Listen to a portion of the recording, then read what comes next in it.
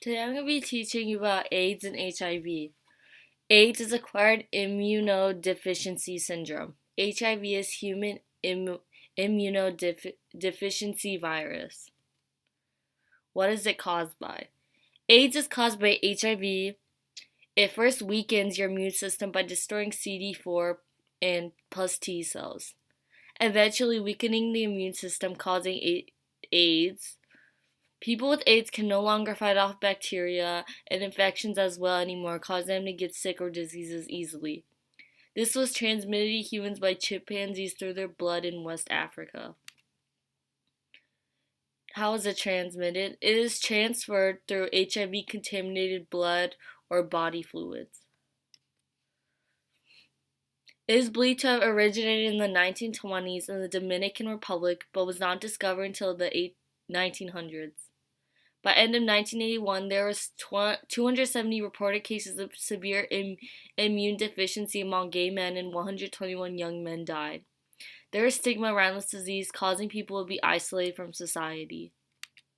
More than 95% of HIV infections are in developing countries, and two-thirds of them in sub-Saharan Africa, where over 28 million people are living with HIV.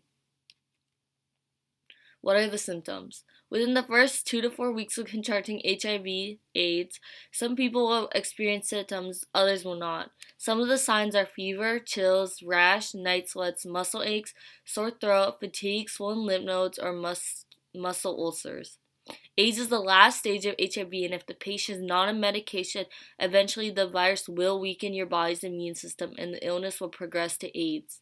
Symptoms of AIDS include rapid unintentional weight loss, recurring fever, profuse night sweats, extreme and unexplained tiredness, prolonged swelling of the lymph glands in the armpits, groin, or neck, diarrhea that lasts for more than a week, sores in the mouth, anus, or genitals, pneumonia, memory loss, depression, and other neurological disorders. This can cause other illnesses such as tuberculosis, candidiase, kidney disease, and neurological complications and lymphoma. HIV/AIDS weakens your immune system, making you more likely to develop illnesses. HIV becomes AIDS when HIV destroys CD4 T cells, white blood cells that help you fight illnesses.